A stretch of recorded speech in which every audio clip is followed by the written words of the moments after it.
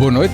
Esta semana, a Comissão que estuda o reforço da capacidade aeroportuária na região de Lisboa divulgou um relatório intercalar que aponta para a necessidade urgente de obras no aeroporto Humberto Delgado.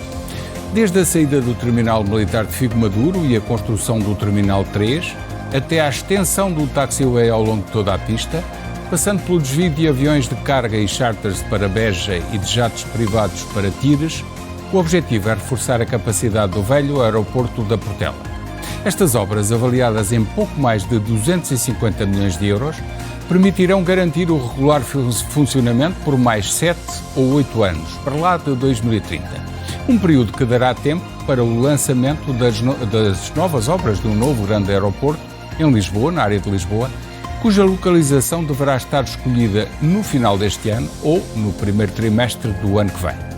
Mas perante este cenário, importa perguntar: numa altura em que a União Europeia está a apostar na ligação ferroviária de alta velocidade entre as principais cidades, quando Bruxelas aposta em acabar com a maior parte das ligações aéreas de curta e média duração e em unir toda a União Europeia numa rede de bitola ferroviária europeia, quando só na área da Grande Lisboa existem 6, e vou sublinhar, 6 estruturas aeroportuárias e também bases aéreas, perante este cenário, como é que é possível Portugal investir num novo grande aeroporto que, na verdade, representa um investimento muito grande, cerca de 6 mil milhões de euros, e com os respectivos acessos poderá chegar aos 10 mil milhões de euros. Sublinho, 10 mil milhões de euros.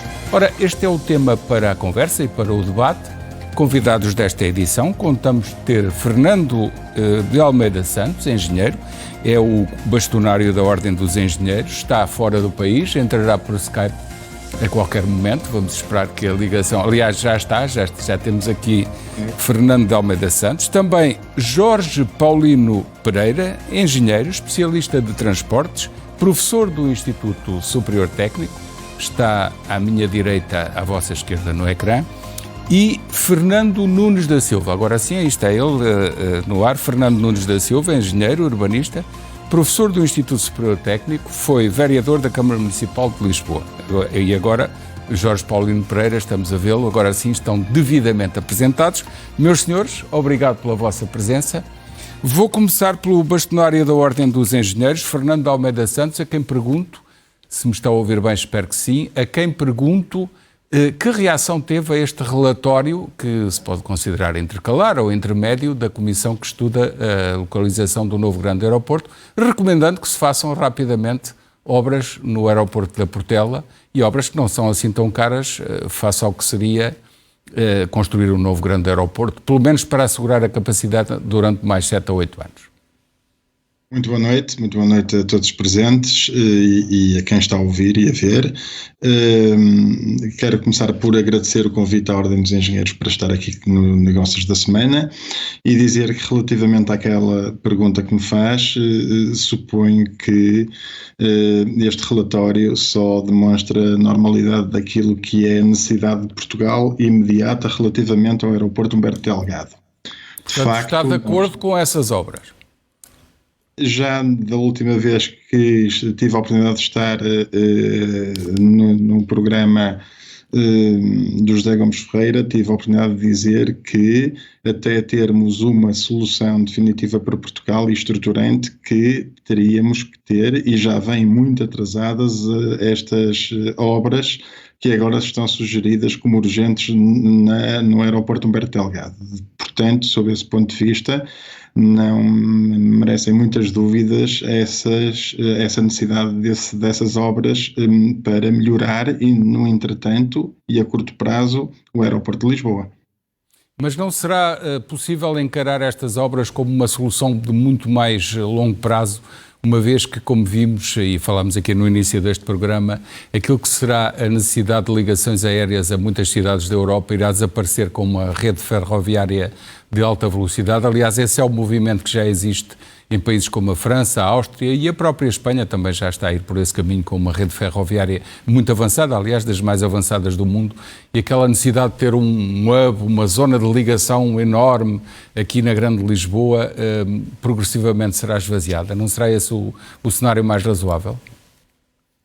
Eu entendo, vamos lá ver. Eu entendo que o único ganho que uma alta velocidade pode conferir ou aliviar de um aeroporto da capital portuguesa é Madrid, quando existir essa ligação de alta velocidade ferroviária, e Porto. E admito Paris que já seja. não. Paris já não está nesse raio de influência. E já não, já extravasa largamente a dimensão de distância que se pretende para uma alta velocidade, e não é competitivo com o avião, e portanto estamos a falar exclusivamente de Madrid e do Porto. Há também um outro voo direto a Lisboa, seja da Corunha, seja de Valência, seja de Bilbao, embora sejam voos de menor quantidade. Estamos a falar destas, mas em contrapartida, em Espanha, por exemplo, e eu também conheço bem o exemplo de Espanha, nós temos um aeroporto central, um hub, e depois temos um sub-hub, mas temos essencialmente um hub na capital espanhola com 4 pistas, que não para de crescer e que se aponta para chegar aos 90 a 100 milhões de passageiros, e compatível com alta velocidade em quase todas as cidades espanholas de dimensão elevada, nomeadamente Valência, Sevilha e Barcelona, para não falar noutras, e penso que uma coisa não invalida a outra, ou seja... Portanto, na sua opinião, em Lisboa, na Grande Lisboa, justifica-se que venha a ser construído, a médio prazo, um novo grande aeroporto? Na região de Lisboa, na nossa opinião, da Ordem dos Engenheiros e também da Ordem dos Economistas, que já tivemos a oportunidade de nos pronunciar no fim do último ano, justifica-se para Lisboa uma infraestrutura de raiz que seja um aeroporto que sirva a Portugal. Mesmo que ele custe cerca de 10 mil milhões de euros, contando com as acessibilidades. Sublinho, contando com as acessibilidades. E eu, sob esse ponto de vista, tenho uma opinião muito clara. O aeroporto de Madrid está mais que pago há largos anos. Um aeroporto dessa envergadura, com a dimensão de movimentos que potencia a Portugal, tem um payback que justifica o investimento. Seja os 10 mil milhões de euros, estamos a falar de muitas outras infraestruturas de Portugal, inclusivamente ferroviárias. Penso que devem ser dissociadas da construção de qualquer aeroporto. São duas dimensões diferentes, e mesmo que não construamos um aeroporto, certamente que precisaremos na mesma dessas acessibilidades para a zona da Grande Lisboa e de Portugal também. Portanto, eu acho que neste caso particular, na minha opinião, haverá outras, nós não devemos somar e fazer pesar numa grande infraestrutura aeroportuária, seja ela qual for, essa questão das acessibilidades. Mesmo que em Lisboa ou na Grande Lisboa existam várias estruturas aeroportuárias ou bases aéreas, contei 6 e peço ao nosso realizador que mostre este mapa com o assinalar destas 5, sem contar com a Portela, portanto 5 mais uma, que é a própria Portela. Estou a falar de Sintra, a base aérea de Sintra, estou a falar de Tires, estou a falar da Alverca, do Montijo e a própria OTA, onde existe uma estrutura. Aliás, houve um ministro que quis fazer lá um aeroporto e depois verificou-se que seria um erro monumental. Penso que ainda não estamos em condições de mostrar este mapa, mas a qualquer momento ele vai já ser mostrado, será mostrado na nossa conversa. Aí está ele. Com estas infraestruturas todas, não é possível aproveitar alguma delas para evitar esse gasto de 5 a 6 mil milhões de euros de que falávamos? Já estou a retirar os acessos. Ora bem, eu aqui quero responder de outra forma. Primeiro, eu penso que são infraestruturas que não são compatíveis com aquilo que é a utilização comercial da aviação.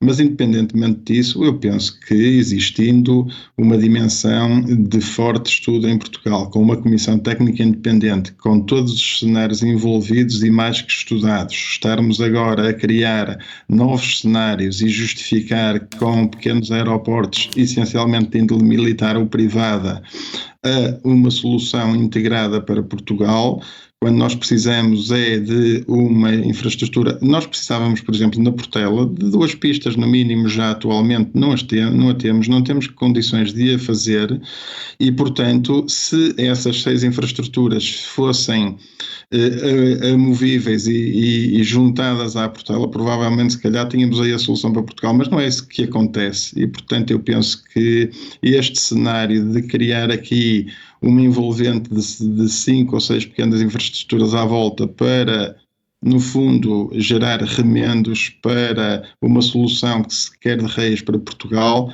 não é solução. Mas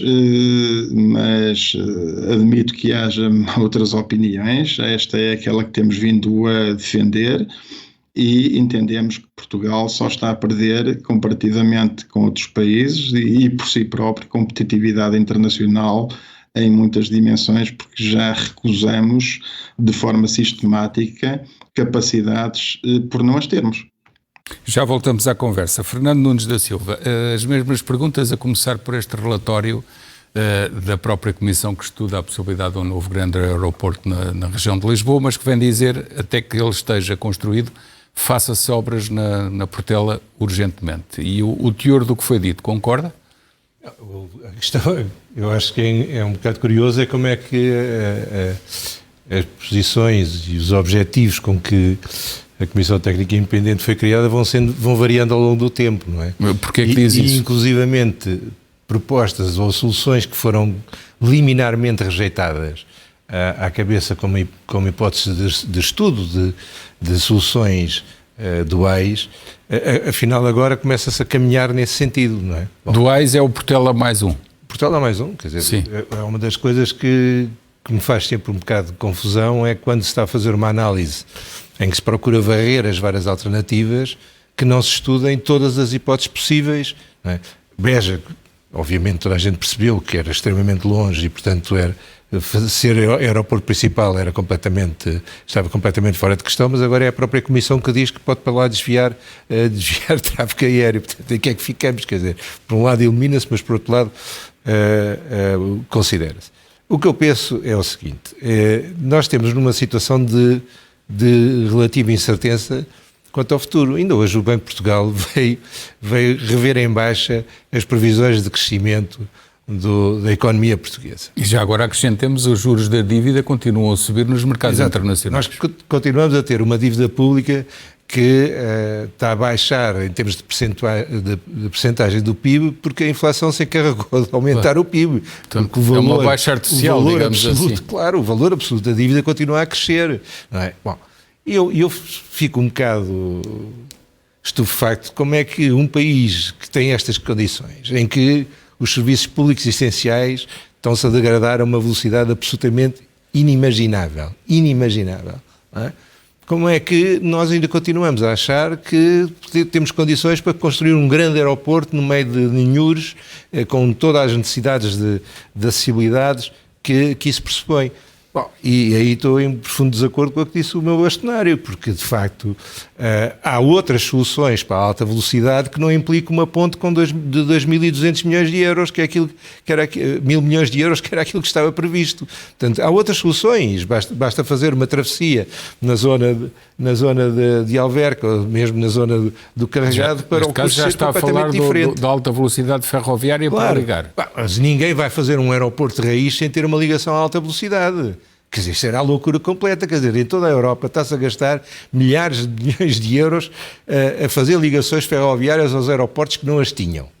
Houve mudanças de aeroportos para se poder fazer a articulação entre o novo aeroporto e a alta velocidade. E Portugal ia construir uma linha de alta velocidade, ia construir um novo aeroporto e as duas coisas não batiam uma coisa com a outra. Isto é completamente louco. Quer dizer, mas isso é a nossa tradição. Está bem, mas quer dizer, se calhar depois da bancarrota que já tivemos recentemente e das outras que tivemos numa altura mais complicada do país, mas enfim, e, portanto poderia haver alguma desculpa. Esta já foi só culpa nossa, digamos assim. Bem, eu penso que vale a pena, se calhar, parar para pensar e ver para onde é que queremos ir. E se estamos disponíveis para continuar a despender em obras faraónicas, não é? Para agradar, de facto, às grandes empresas de construção e à banca, e neste caso até, provavelmente, à Vinci, que ganhava em 2 carrinhos, porque com o aeroporto da Margem Sul e com o monopólio das travessias já agora, se me permite, só um é? parênteses para dizer que da Vinci, as nossas fontes que são seguras, disseram que era uma obra que é um luxo para Portugal e que é caríssima. Se quiserem, nós não a pagamos, mas se insistirem que a querem, nós queremos que estendam o contrato de concessão, que vai parar no mesmo, somos nós a pagar. Claro. Foi isto que me foi dito. E, portanto, o que eu penso que neste momento faz todo o sentido é o seguinte: primeiro, encontrar soluções que permitam, no muito curto prazo, responder a alguns problemas que o aeroporto tem, mas que não se resumem apenas a um problema de pista. Certo, mas de qualquer forma, só para os espectadores não sei se aquelas soluções são as a extensão, a retirada do terminal de voos militares, a construção do terminal 13 e a extensão do taxiway fazem sentido, digo eu. Em relação, as pessoas julgam que Figo Maduro é só um aeroporto militar, mas não é. É um aeroporto de alta veio A vinda do Papa veio pelo Figo Maduro. Certo. Os presidentes de república dos países assim mais complicados, ou de maior...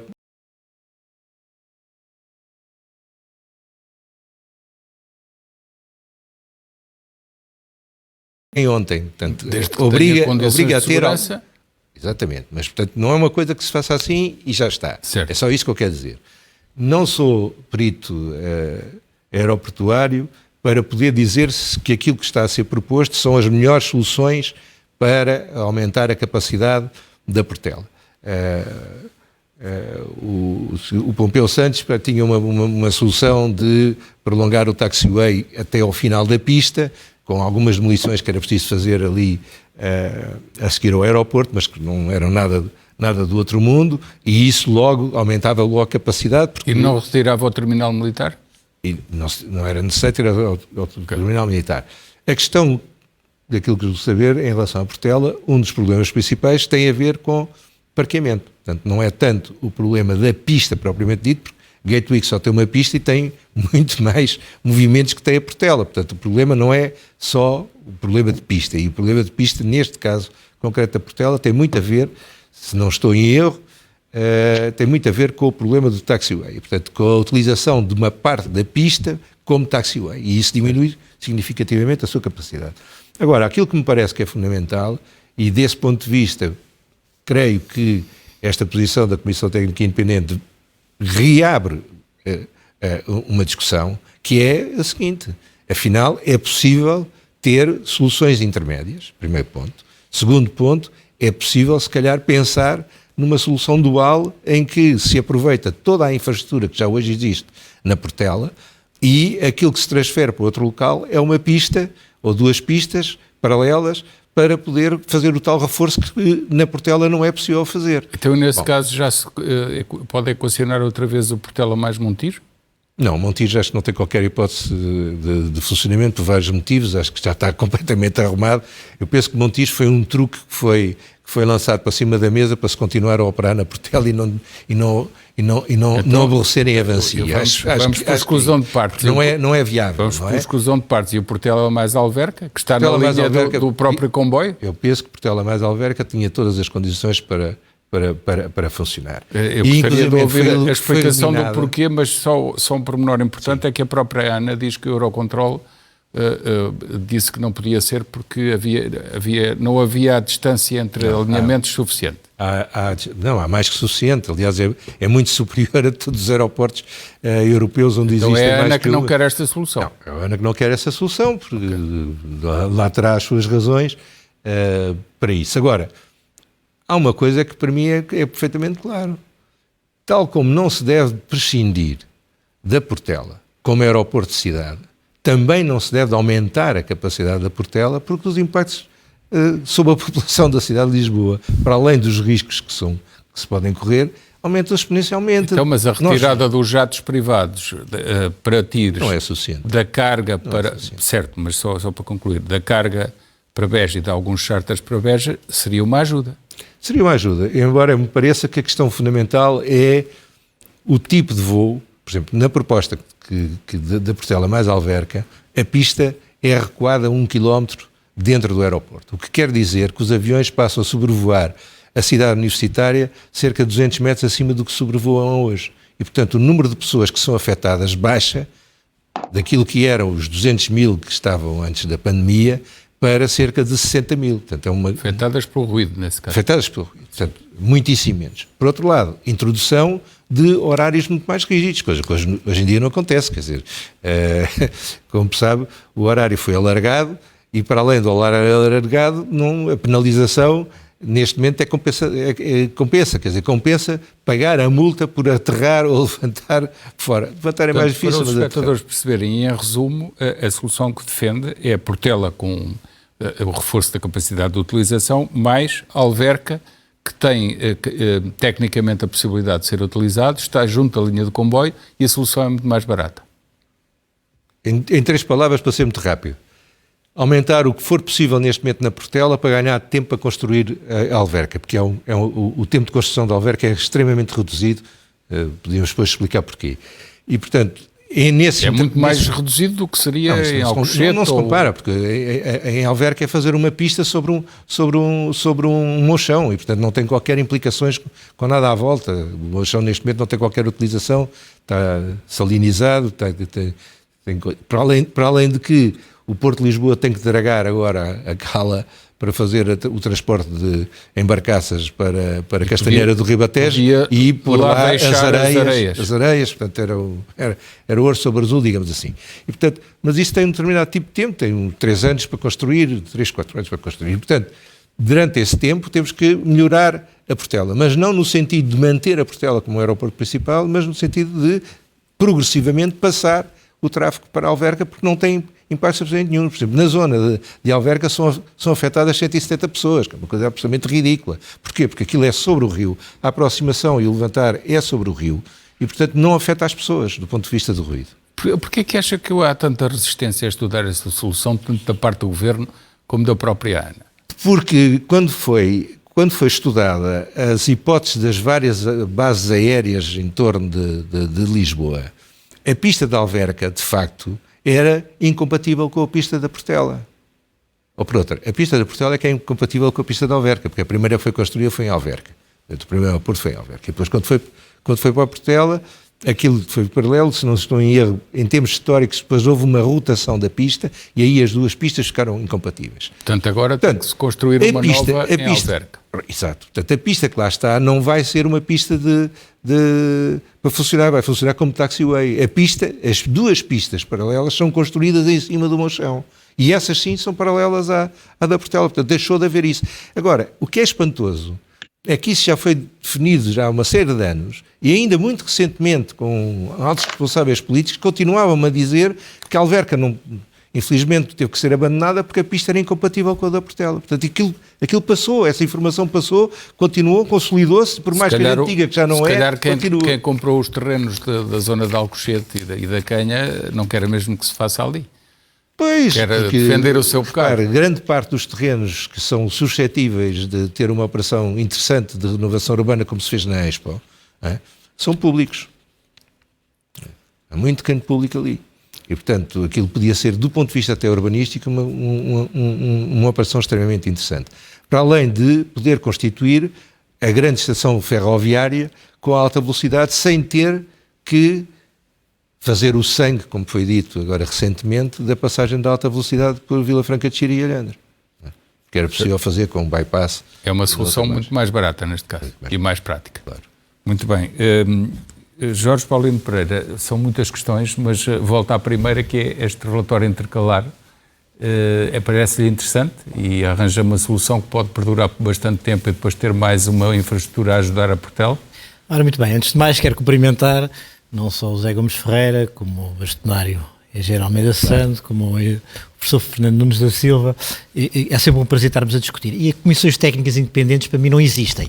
Existem comissões técnicas. Neste caso, é uma comissão técnica nomeada pelo Governo. Vamos deixar-nos chamar independente, porque cada qual defende os seus interesses e, portanto, todas as comissões técnicas são independentes, ou se calhar nenhuma delas é independente. Até prova em contrário. Até prova em contrário, nenhuma delas é independente. Eu ia fazer esta pergunta mais tarde. Eu ia fazer esta pergunta mais tarde, mas faço já. Não sei o que é comissão técnica independente. Quando olhamos para a comissão e vemos lá gente que foi militante contra o Montijo e contra outras soluções. Mas isso não quer entrar não, mas entro eu, que sou jornalista, e militantes a favor do novo grande aeroporto, à partida já será uma comissão partidarizada, com um bocadinho de ironia neste partidário. Eu não vou discutir isso, eu só estou a dizer. Comissão Técnica Independente, não venham com essa coisa de Comissão Técnica Independente. É uma Comissão Técnica que foi nomeada pelo Governo e que, portanto, defende os seus pontos de vista perfeitamente aceitáveis. Mais uma pergunta, entre parênteses. Então o PSD, quando desconfia e diz que um dia destes salta do acordo, se calhar tem algumas razões objetivas. Isso eu não sei, tenho que perguntar, mas é aos dirigentes do PSD. Está bem, mas se diz que não é independente... Portanto, não, eu estou a dizer que todas elas são independentes. É um argumento que o PSD pode todas usar. Elas são independentes e quando o Governo nomeia uma comissão, é uma comissão técnica, ponto final, parágrafo. Não é comissão técnica independente, é uma comissão técnica. Não é preciso reafirmar. Não é preciso dizer se é dependente ou se não é independente. Ok. E temos aqui 3 pessoas e se calhar todos nós temos opiniões divergentes. E eu começo por dizer o seguinte, o aeroporto de Lisboa, aeroporto da Portela, em Sacavém, que é o melhor aeroporto que nós temos. Há um colega meu que diz que quando há 3 pessoas são 3 opiniões diferentes em Portugal e que na melhor das hipóteses quando há 4 há uma que concorda com a outra, já se começa a formar estamos 3, algum foi assim que Vossa Excelência escolheu o programa. Bom, então vamos lá ver o seguinte. O aeroporto da Portela é um aeroporto com características aeronáuticas e condições meteorológicas espantosas. Portanto, é um aeroporto que nós nunca devemos eliminar. E esse é um aspecto importante. Ou seja, mesmo as grandes cidades que fizeram grandes aeroportos mais longe nunca eliminaram. Todos nós conhecemos o aeroporto de Orly, em Paris. E o aeroporto de Orly foi feito na periferia da cidade e tinha até um aspecto muitíssimo importante. Aparecia nos filmes do Jacques Tati, no 007, era um aeroporto ultramoderno e que era o mais eficiente possível e entrou em decadência. Quando é que ele entrou em decadência? Foi necessário fazer um outro aeroporto, que é o aeroporto Roissy-Charles de Gaulle. Mais afastado, mas praticamente à mesma distância do centro da cidade que o antigo tinha. Exato. E, portanto, os aeroportos, essa história de quando dizia o ruído e não sei o que mais, faz uma impressão muito grande, porque a cidade cresce à volta do aeroporto e, portanto, vai sempre haver uma necessidade de ruído nessas coisas todas. Segundo lugar... Desculpa, agora não temos é que aumentar. Agora temos é que aumentar para 300 pessoas. Fizeram-me lembrar uma história de quando eu trabalhava no Jornal do Público, de um senhor que me ligou a dizer que queria que fizesse uma reportagem sobre a Quinta do Lago, que tinha muito ruído dos aviões. E eu perguntei-lhe, mas desculpe lá, mas o que é que apareceu primeiro, o aeroporto ou a Quinta do Lago? Ficámos ali. Esse é outro problema. Agora, continuando a falar do aeroporto da Portela. O aeroporto da Portela, portanto, nunca deve ser eliminado porque é uma mais-valia para a cidade de Lisboa e para os lisboetas. Não é por causa de nós nos pormos em 10 minutos ou 15 minutos no terminal. É porque realmente está no centro de Lisboa e há muitas pessoas que, em vez de terem que fazer um percurso do fim de semana, por exemplo, voos de fim de semana, em vez de terem que perder 60 km, uma quantidade de tempo a fazer 60 km para chegar ao aeroporto, estão aqui assim quase que no centro da cidade, ou mesmo no centro da cidade. Portanto, o aeroporto da Portela não deve ser eliminado. Mesmo que se venha a escolher uma outra solução, seja Portela mais um, seja uma outra solução qualquer, o aeroporto da Portela é uma mais-valia que os portugueses e os lisboetas não devem eliminar. No aeroporto do outro lado, em Alcochete ou noutra zona, não querem isso. Implica fechar a porta. Agora, sim, porque no tempo de Marcelo Caetano era apontado as duas soluções. Isto é que, aliás, quando se fala nestas coisas todas, isto já está tudo estudado. Por exemplo, o que acontece para aumentar a capacidade da Portela? A Portela devia ter 2 pistas.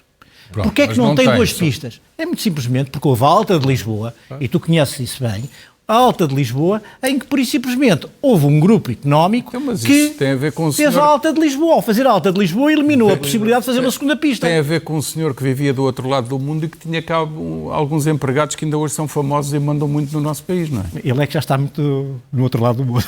Pois, certo, mas claro, era assim que funcionava. Portanto, o aeroporto da Portela não pode crescer com mais uma pista, porque senão tinha sido uma solução ideal. Então como é que o aeroporto da Portela pode crescer? Não é o Pompeu... Temos que ligar à atualidade. Esta não é preciso, solução... esta solução está estudada pela Parsons. Mas o que em 2007, mas o que disse a Comissão é válido ou não? Com certeza. Para aumentar a capacidade do aeroporto da Portela, eu tenho aqui o número de movimentos de Gatwick. Tu falaste numa... Não entra muito em pormenor, que isto não é um programa muito especializado. Claro, diga mas o aeroporto de Gatwick tem 218 mil movimentos por ano. O número de passageiros são quase 33 milhões. Nós, com uma pista e com as características mais ou menos idênticas, temos não chegamos ainda a 200 mil movimentos e só temos 28 milhões de passageiros. Quer dizer, o aeroporto da Portela pode crescer. E como é que ele pode crescer? Fazendo uma pista, um taxiway, paralela à pista principal. E fazendo saídas angulares. As saídas angulares é uma pessoa conseguir rapidamente liberta a pista e imediatamente vai para o taxiway. Sair o terminal militar e ganhar estacionamento, se calhar ainda ajuda mais. Não, mas isso é eu estou a falar do número de movimentos. O número de movimentos está a ver com a pista. Certo. E a pista, para aumentar o número de movimentos da pista, que é a terra sai e há outro avião que ou levanta voo ou que vai aterrar. Temos pouco tempo. E este aeroporto que deve ficar, na sua opinião, deve ser completado com o taxiway, como foi proposto. Com o aproveitamento de outra estrutura. E para si a solução que já estava apontada, que era aproveitar o Montijo, a base militar, serve. Mas há uma solução. Aí há uma solução que é o seguinte. O aeroporto da Portela há de haver uma altura em que vai esgotar, ou até pontualmente pode esgotar. E como é evidente, a solução Montijo é uma solução que pode ser sempre utilizada como complemento da... Espera aí que eu tomei nota. Mas isto já foi estudado, estudado também. Pode esgotar, ainda não esgotou. Não esgotou. Então acrescento que deram esse argumento aqui há dias, alguém me ligou e disse, já reparaste como durante a Jornada Mundial da Juventude não houve bloqueio nenhum e o aeroporto funcionou perfeitamente. Bom, mas continua. É uma resposta, Quando certo? é que isto foi estudado? Sim, senhor, é uma resposta perfeitamente clara. Gatwick já está quase uns 300 mil, não é? Gatwick está a 217 mil em 2020. Bom, e a seguinte, o que é que nós temos? Temos o aeroporto do Montijo. Quando é que o aeroporto do Montijo foi apresentado como alternativa? Foi no tempo de Cavaco Silva, ministro Ferreira do Amaral. E houve um estudo que indicou quais é que eram as coisas que tinham que fazer no Montijo. Sim, mas foi transformado mas não era aquele aeroporto faraónico que agora aparece. Era um aeroporto muito mais simples. Esse a que chama faraónico não é muito caro e a própria ANA disse que o fazia, que é 600 milhões de um lado e 600 milhões do outro, dá 1.200 milhões, grosso modo, e fazia-o com o seu próprio dinheiro. Com certeza, mas isso aí assim, o Montijo é sempre uma alternativa, como já falámos aqui assim mais de uma vez. Portanto, o Montijo é sempre uma alternativa. Então, para si, a solução do novo grande aeroporto em Alcochete ou Canha... No futuro, para mim não é nem em Alcochete, ou não é em Alcochete não é mentira. Porque é o Campo de Tiro de Alcochete, que é em Canha Benavente. Certo, e por isso é lá mais de Canha, mas 60 km mas para si, num futuro longínquo... Seria no Rio, seria Rio Frio, Poceirão, naquela zona, onde estava estudado desde antes do 25 de Abril, e nessa zona, que tem condições aeronáuticas ótimas e, portanto, características de crescimento muito e próximas de Lisboa, é que seria o tal futuro aeroporto. Portanto, em resumo, em primeiro lugar, aumentar a Portela até a sua máxima capacidade, mas nunca eliminar a Portela. Certo. Segundo lugar, arranjar um complemento e o único aeroporto com características complementares, posso depois discutir a Alverca, mas o único aeroporto com características complementares de Lisboa é o Montijo. Como o professor Nunes da Silva disse, e muito bem, durante o tempo da Segunda Guerra Mundial, ele não disse isso, mas eu acrescento, durante o tempo da Segunda Guerra Mundial, o aeroporto internacional de Lisboa era em Alverca. Eu conheci um espião italiano que veio cá negociar com os ingleses a paz na Segunda Guerra Mundial, que era muito próximo do Conde Chiano, e que, por isso, simplesmente, ele aterrou em Alverca e dizia que aquilo era péssimo, toda aquela zona ali assim à volta. Em alternativa a isso, havia o aeroporto na base aérea da Granja do Marquês, que também era utilizado na Segunda Guerra Mundial e que faz parte de um artigo, está incluído num artigo da National Geographic, em que dizia... Não foi à toa que eu trouxe aqui as 6 localizações na Grande Lisboa, tem aqui a base aérea de cima. Quer a base aérea, quer a Alverca, eram os utilizados no tempo da Segunda Guerra Mundial. Se o nosso realizador puder pôr de novo, ora aí está, é ali do lado esquerdo. Falta Monte Real, do lado esquerdo. Superior esquerdo. Mas eu agora vou dar baixo. Não, ainda falta Monte Real, mas esse é mais... falta Alcochete. Espera aí, mas então se falta Monte Real... Também vou acrescentar. Se calhar falta tanques também. E falta Beja. Está assim um bocadinho mais abaixo e à direita. Bom, portanto, esta é a solução. Agora vamos discutir outros aspectos. Rapidamente. Terminar. Alverca. Alverca é um aeroporto que está no mesmo corredor aéreo, ou seja, o corredor de aproximação da Portela, passa por Alverca. E até houve um avião, julgo eu que foi espanhol, mas eu não posso precisar, foi espanhol, e quando é que foi? Que enganou-se, era a primeira vez que vinha a Lisboa e aterrou em Alverca, convencido que estava a aterrar na Portela. Isto mostra que aquilo está num corredor aéreo e que está no mesmo corredor aéreo.